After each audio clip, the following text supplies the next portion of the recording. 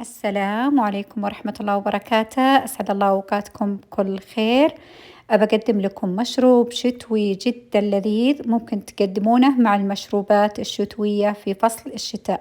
مشروب الورد مرة لذيذ وبيعجب كل اللي بيذوقونه. طبعا سبق وسويت معكم المجموعة هذه كلها المشروبات الشتوية، واليوم بنزل لكم بطريقة مشروب الورد. ويلا معاي على المقادير البسيطة. وهنا عندي كوب حليب بارد بالكوب المعياري، وأضيف عليه ملعقة نشا وملعقة صغيرة موية الورد علشان يعطينا نكهة موية الورد.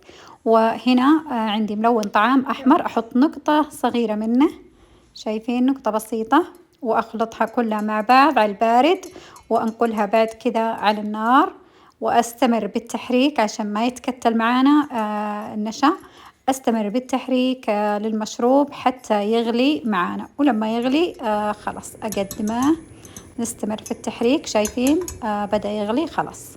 الحين أصبه ممكن في الأبريق أو ممكن في الفناجيل. أنا سويت كمية بسيطة مقدارها مضبوط بالأكواب المعيارية، وتقدرون تضاعفوا الكمية.